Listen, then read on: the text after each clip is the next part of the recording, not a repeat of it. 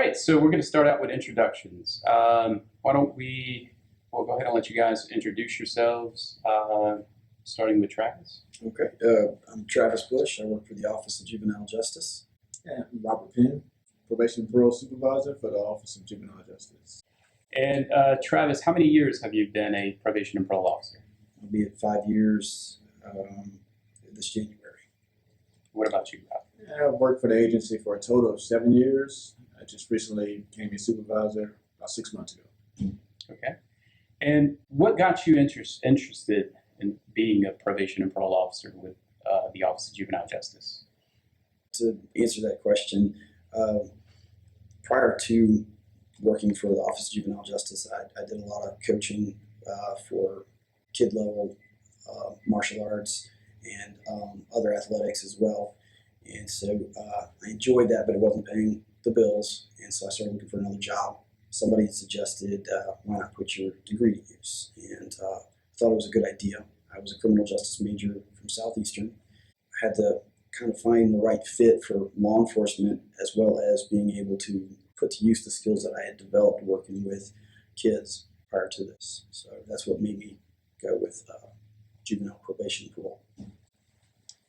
I've always had a desire to work in the criminal justice field and work with youth as well.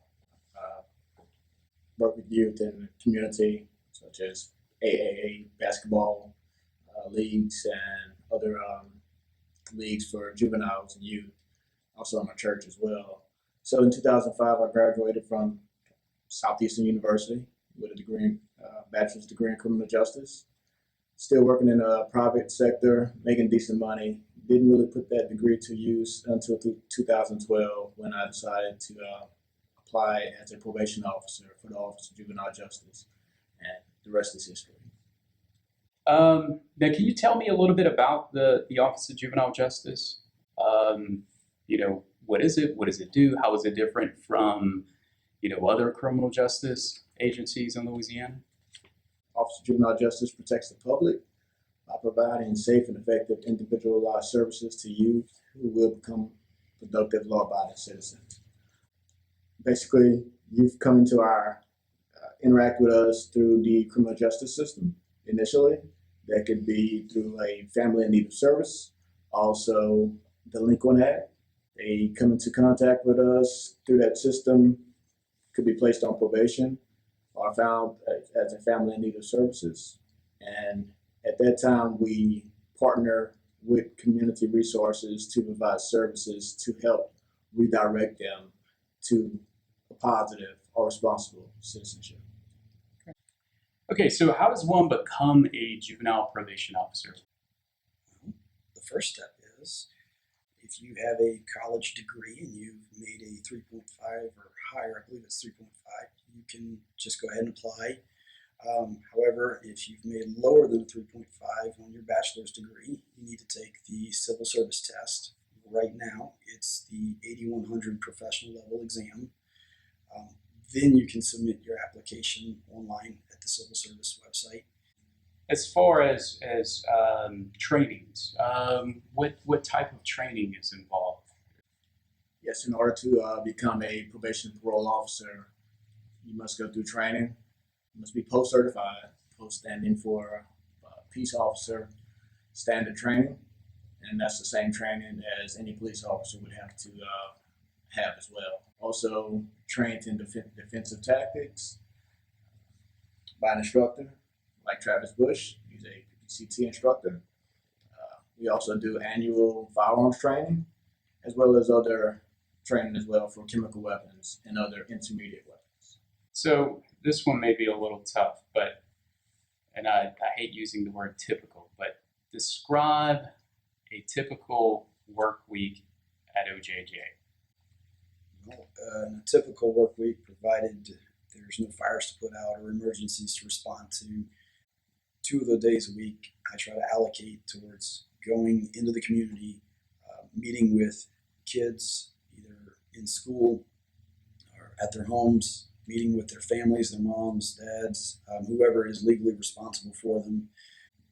Then we also try to make contact with their counselors, any types of those services that we've already put in place. We want to make sure that they're following through on the goals that we put forth for them to make a successful probation.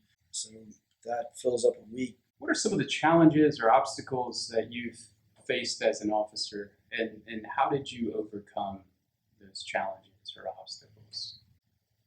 There are many facets to the job. Responsibilities and paperwork is a requirement as well because we're dealing with juveniles. Our goal is to rehabilitate, so we have to make sure that we've dotted all I's and crossed all T's. So that's definitely an important skill set and requirement to be able to multitask, manage things on your own, and be able to do things in decent and in an orderly fashion. So there are good probation officers and there are great probation and parole officers. What makes a great probation and parole officer at OJJ? You should have this, Travis. You won the probation officer of the year maybe twice. So give us your elevator speech. Well, the elevator speech. No, I'm just kidding. There's a fine line that you walk with this as far as maintaining the understanding that empathy is okay, but sympathy, you've maybe crossed a line with that. There's definitely a want. There's clients and families that I've worked with that I've seen such tremendous change that I would love to somehow help them beyond the scope of what my job is. But again, I have to remain neutral in that. So I think understanding what a family's needs are and making sure that you've conveyed to the family that you are here to help them, either by providing services or, yes, by detaining the youth and just kind of almost maintaining your humility with that and being humble the whole time. I think that's what makes a great probation officer, and being diligent in your work. If you really cared about getting a youth into substance abuse inpatient treatment, you're gonna spend the extra amount of time filling out a application packet that thick to help them. But you have to be able to dive in and do that. And so I think just having the willingness to take on something that you're not familiar with, not being afraid to jump into the paperwork, and if you submit it and it gets sent back to you, you're willing to submit it again and again until they get it right and they realize, the services, you're not going away until you get this kid the help they need. I think it's dedication and determination, perseverance, all of those major words that we are used to hearing. But I think you actually have to physically implement it day to day. This is not a job for the weary, faint of heart. You have to go in with a mindset that you're going to try and help the youth, help the families. And they might not always be receptive to that help, but at the end of the day, you need to understand your purpose, your goal. And if you have that mindset and dedication and stick to it in this, you'll be successful. That will make you a great probation officer.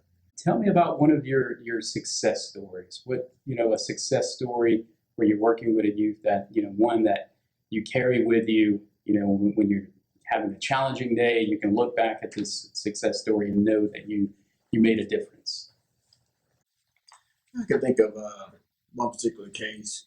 A client was placed on probation with our agency for stabbing his stepfather with a knife in his back. So it was originally a attempted murder charge, and the judge allowed him to be placed on probation instead of placed in our custody.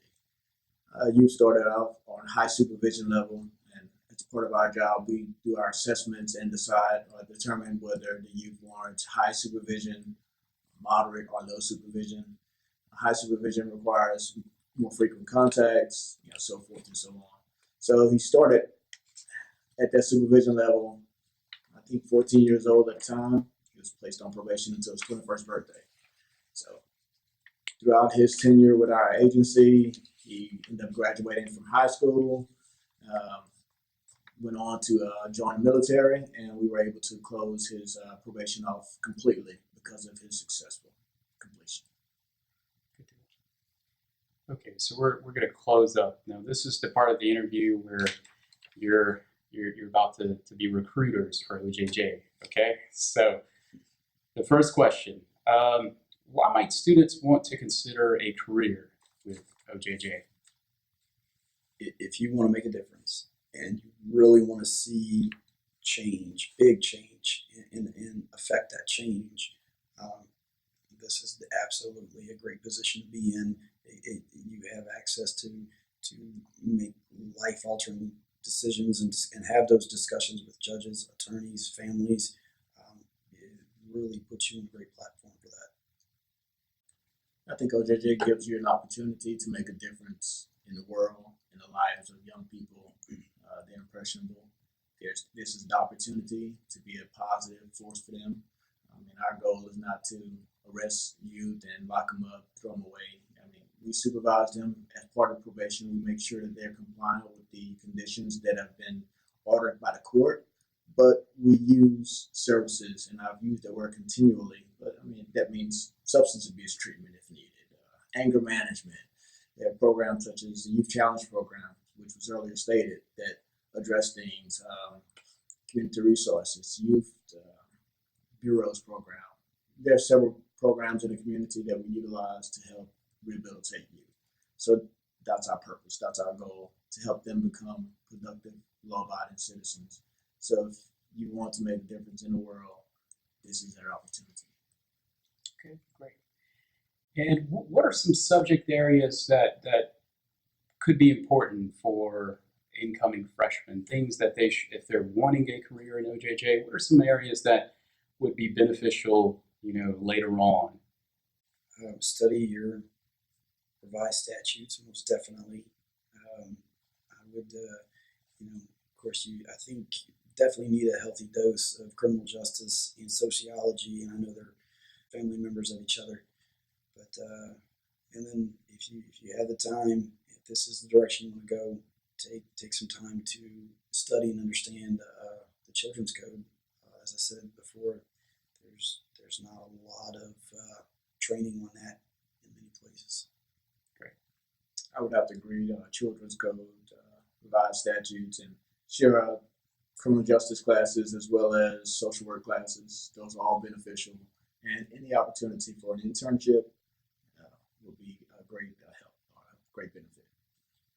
Does OJJ take on interns? Yes. Okay, great.